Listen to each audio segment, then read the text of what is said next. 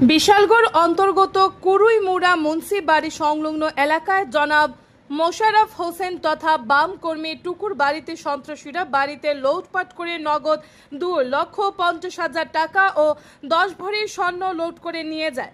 মঙ্গলবার দুপুরবেলা এমন ন্যাক্কারজনক ঘটনা ত্রিপুরা রাজ্যের ইতিহাসের এক কলঙ্কময় অধ্যায়।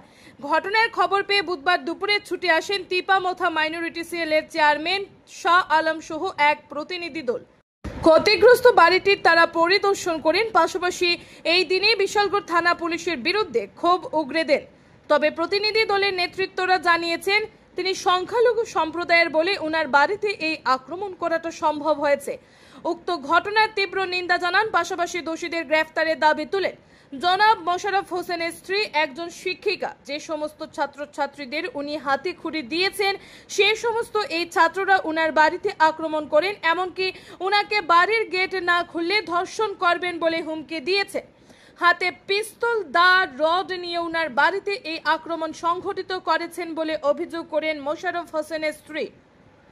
Bureau report, RE Dharmanagar. আসসালামু আলাইকুম। আমরা প্রথমেই এই ঘটনার নিন্দা জানাই। আমরা এখানে আসার পর দেখলাম যে ওনাদের বাড়িতে আপনার বসার মতো একটা আপনার কিছু নেই যে মানুষ বসবে। ওদের দীর্ঘদিনের পরিশ্রমের ফল একটা বাড়ি। এই বাড়িতে বিভিন্ন ধরনের আসবাব সামগ্রী আপনার কিনা হয়েছে। ওদের একটা জীবনের সঞ্চয়।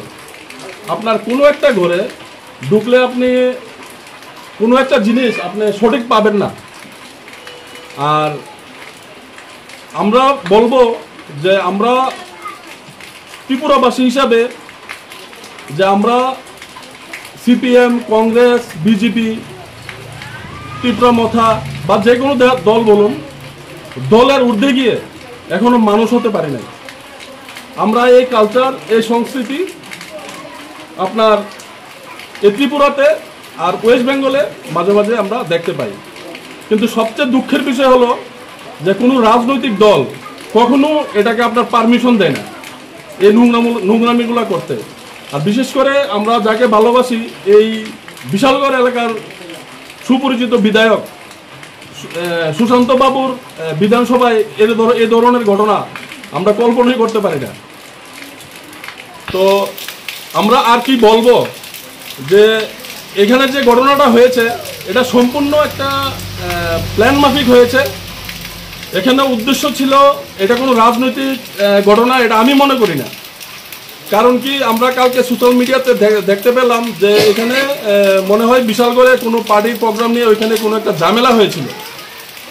সেই ঝামেলাতে আপনার ওইখানে গন্ডগোল চলছিল, আমরা দেখছি। তারপর আবার কিছুক্ষণ পরে দেখলাম এখানে একটা বাড়ি আক্রান্ত হয়েছে। তাহলে যেখানে ঝামেলা হয়েছে এখানে যে তাদের পার্টির উচ্চ নেতৃত্বরা আছে, যেরকম পার্থপ্রতিম মজুমদার, ওই পার্টি অফিসের বাউন্ডারির সঙ্গেই তো ওনার বাড়ি। তো ওনার বাড়িতে তো একটা ডিল করেনি। ওইখান থেকে 1.5-2 কিলোমিটার দূর এই মোশাররফ হোসেনের বাড়িতেই কেন আক্রমণ হয়েছে বলুন?